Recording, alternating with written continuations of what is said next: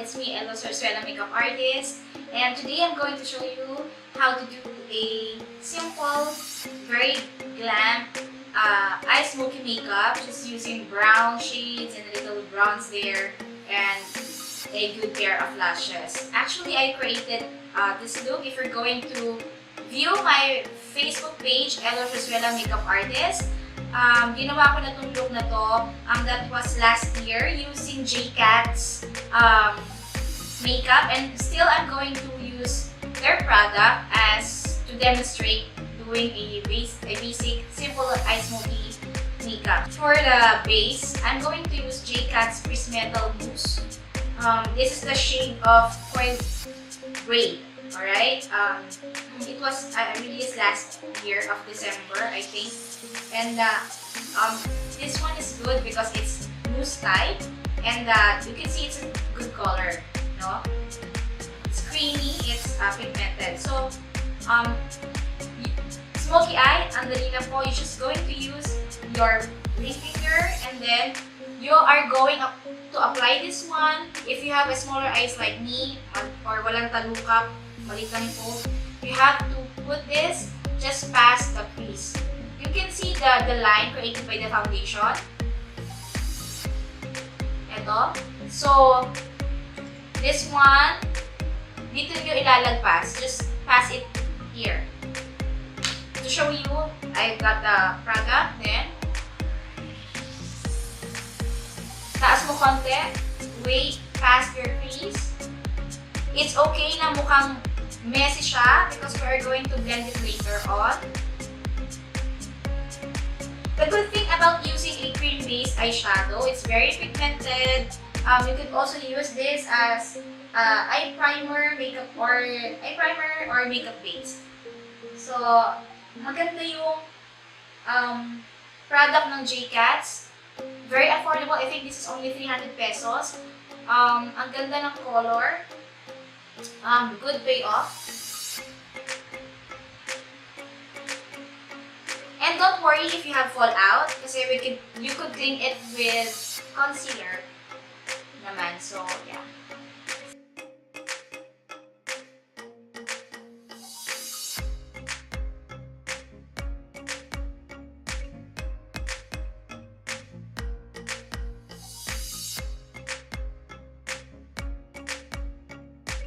Very clean blending brush. Kailangan niyo po ng mga ganitong brush. And then we're going to clean the edges ng eyeshadow. So, clean it up para hindi harsh yung lines.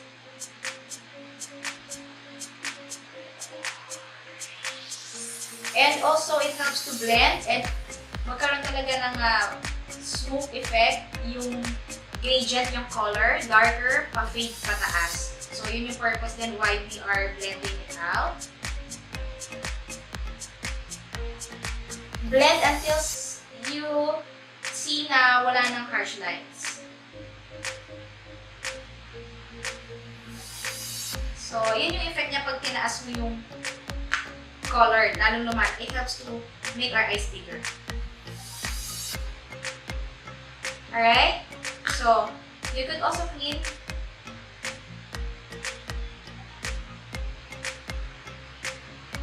nyo yung under eyes nyo. Wala kayo ng concealer or foundation. Clean. Alright? So, after that, after creating your cream on the lid, then we have to take a darker color or transition color. You can use this brown. Brown line. I've got this palette from Zoeva Naturally Yours edition. So, you have this brown. Ipapatong lang natin siya dun sa blend natin na eyeshadow.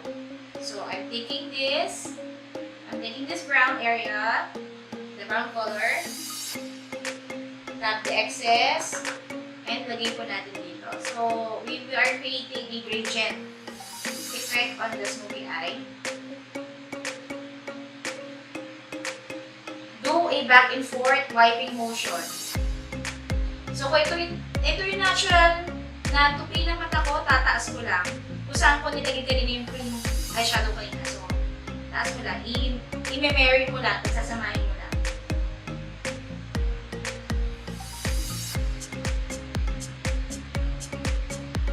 apply a little black eyeshadow dito lang sa corner ng mata natin. So,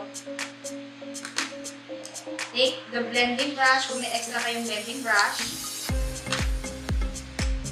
kung meron kayong maliliit na ganito, get the black, tap the excess, lagyan lang natin sa corner. Dito lang sa corner.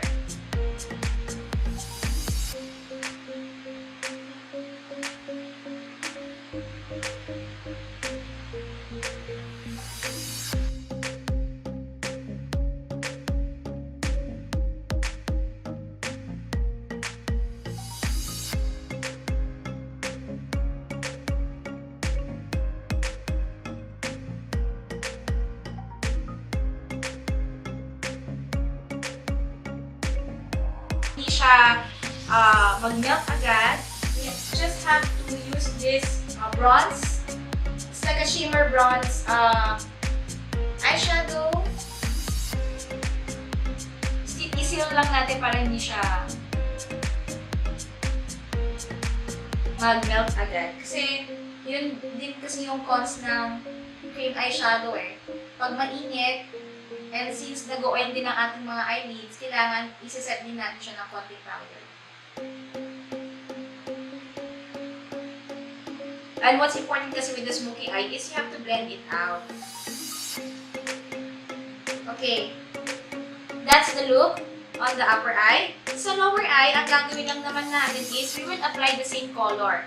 We are going to apply this one and a little dark color lang dito sa lower lashes natin.